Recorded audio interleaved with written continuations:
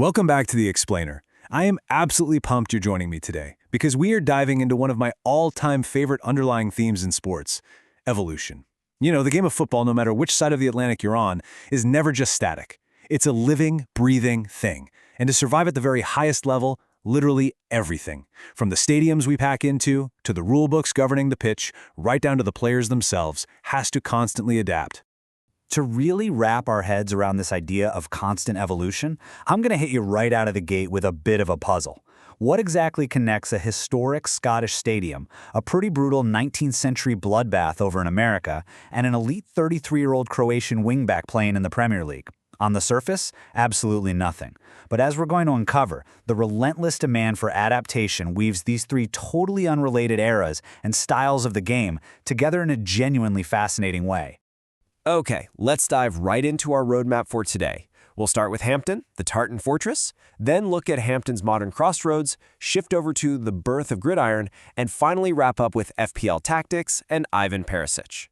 Starting off with Section 1, Hampden, the Tartan Fortress, a legacy of roars and records. 149,415.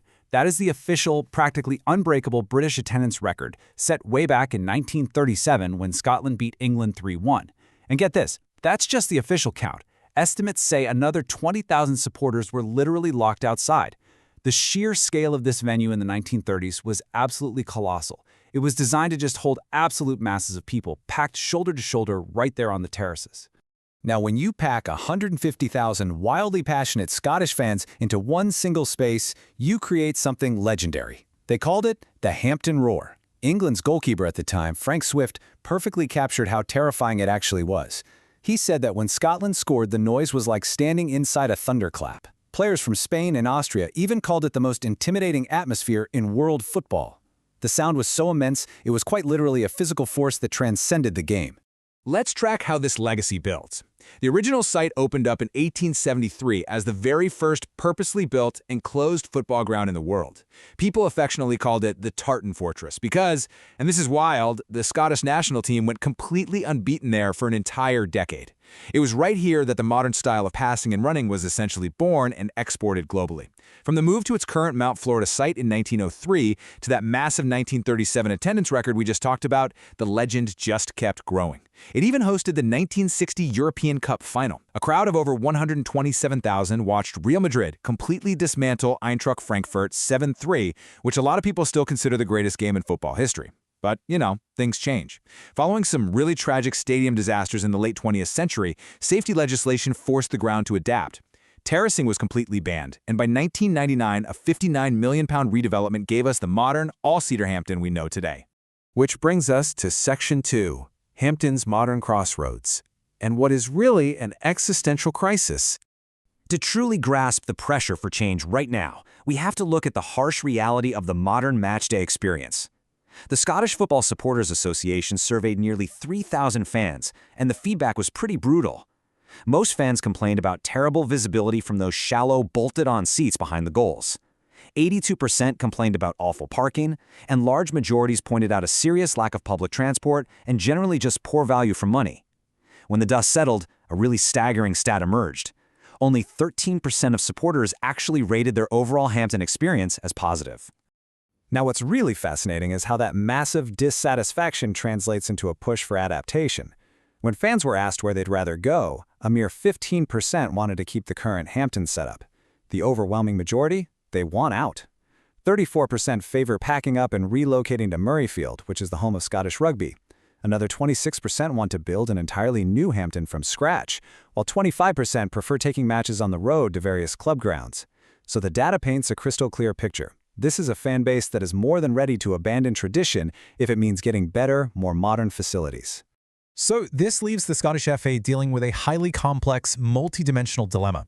The stadium is actually owned by an amateur club, Queen's Park, and with the lease coming up for renewal, a huge decision has to be made. Do they stay at Hampden? On one hand, staying preserves over a century of legacy, keeps the money within football, and avoids the awkwardness of the nation that invented the passing game not even having its own national stadium. But to actually fix those visibility issues behind the goals, we're talking well over £100 million. That would require major public funding and some very tricky political navigating with the Glasgow City Council. On the flip side, moving to a ready-made spot like Murrayfield fixes the facility complaints overnight, but you risk handing football revenue straight over to Scottish rugby and saying goodbye to the historic Tartan Fortress forever. It's a really brutal choice between honoring history and adapting to the present. All right, let's shift gears to Section 3, the birth of gridiron, moving from rugby to American football. Just as stadiums are forced to adapt to modern realities, the fundamental rules of the games we play have to evolve as well. If we cross the Atlantic back to late 19th century America, we can see exactly how traditional English rugby violently morphed into gridiron American football.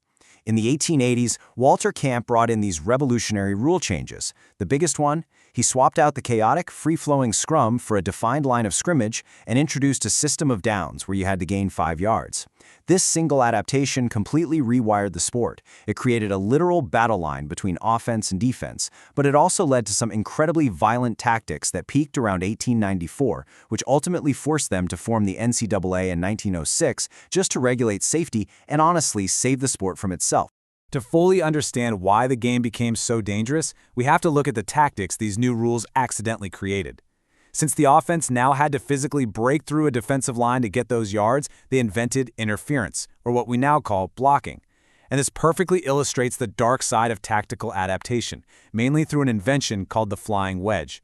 Players would literally lock arms in this massive moving V formation and just smash head-on into the defense at full speed. Keep in mind, this was decades before helmets, face guards, or pads were even a thought. It was pure, unprotected, bone-on-bone collision.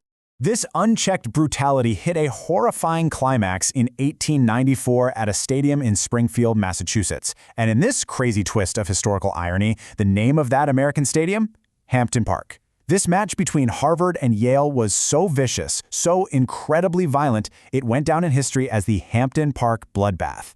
The carnage was so severe that 4 players were permanently carried off the field with incapacitating injuries, and the prestigious Harvard-Yale series had to be completely suspended for 3 whole years.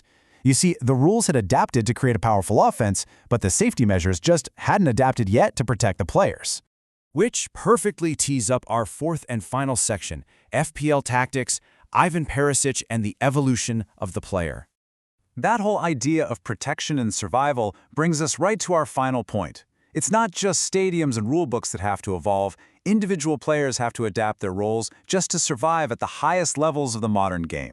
Let's look at the incredible evolution of 33-year-old Croatian star Ivan Perisic. For the bulk of his career at clubs like Borussia Dortmund and Wolfsburg, he was your classic out-and-out winger. But when manager Antonio Conte arrived at Inter Milan, he demanded this crazy high-intensity defensive work from his wide players. At first, Perisic just wasn't prepared to adapt, so Conte actually shipped him out on loan to Bayern Munich. But Perisic learned. He came back with a completely new mentality, adapted his game, and turned himself into a fiercely aggressive left wing-back. When he returned to Inter, he racked up 8 goals and 7 assists, all from a defensive position. It's just an incredible piece of adaptation. So, the crucial point here, and the magic metric for his evolution, is 0.44. During that title-winning season under Conte at Inter, Perisic averaged 0.44 non-penalty expected goals plus expected assists per 90 minutes. That was higher than literally any other defender in Serie A. To put that into a Premier League perspective for us, that 0.44 absolutely matches the elite creative output of Liverpool's Trent Alexander-Arnold. By adapting from a traditional winger to a modern wingback, Perisic preserved all of his attacking threat while fitting perfectly into Conte's super rigid defensive system.